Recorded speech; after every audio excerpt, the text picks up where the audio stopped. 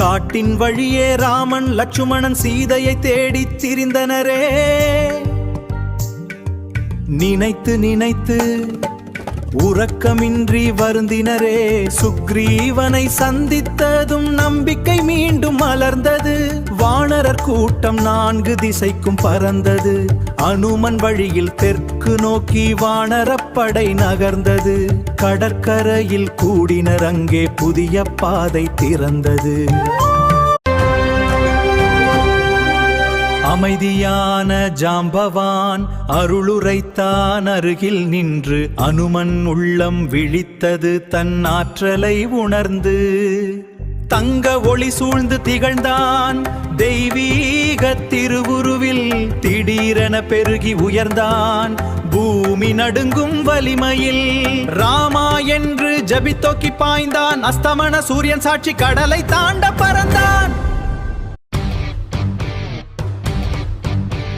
பாய்ந்தான் அனுமன் கடல் மேல் வேகத்தில்.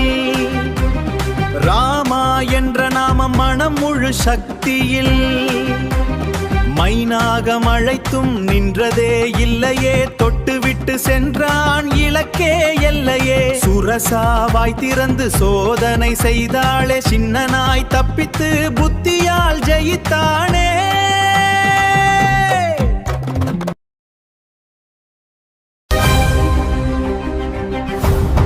சிம்ஹிகையின் நிழல் பிடியில் சிக்கிய அனுமன் சினமாய் எழுந்து வீரமாய் வென்றான். வானம் மீது ஏறி பறந்தான். தெய்வீக ஒளியில் கடலை கடந்தான். லங்கையின் மண்ணில் இறங்கி பணியை நினைத்தான். வாசலில் லங்கினி வீரமாய் நின்றாள். கோபமாய் வானரனை தடுக்கவே செய்தாள். ஓரடியில் அனுமன் அவளை வீழ்த்தினான். இலங்கா அழிவு தொடங்கியது என்றே கோட்டையை திறந்தாள். இலங்கா நகரில் அனுமன் நுழைந்தான். பொன்னாலான மாளிகையில் அமைதியாக நுழைந்தான். பொலிவான அரண்மனையின் செல்வத்தை கண்டான். எல்லா இடத்திலும் தேடினான் சீதையை.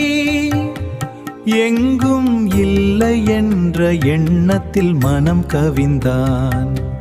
யோசனில் நின்றான் பக்தியின் வீரன். 10 தலை கொண்ட ராவணன் கோபமாய் வந்தான். பயமுறுத்த வார்த்தைகள் சீதையை நோக்கி சொன்னான்.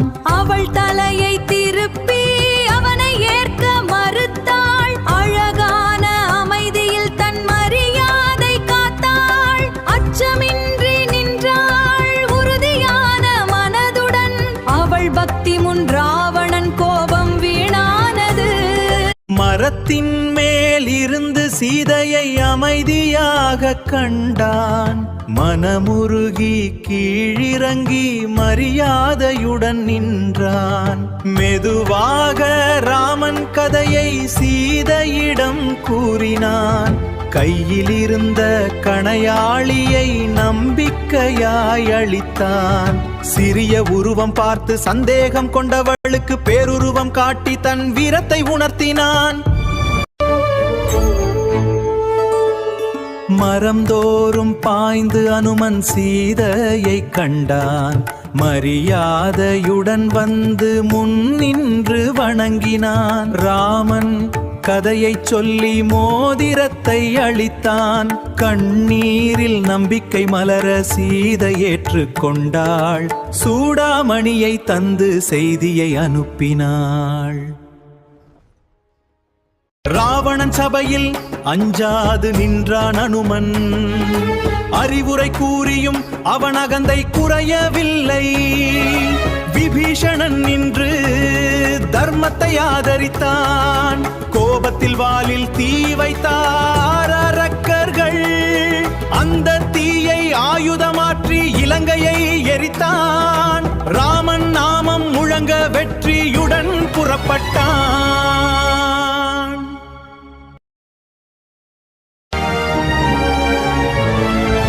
இலங்கை எரித்து திரும்பி வந்தான் அனுமன்.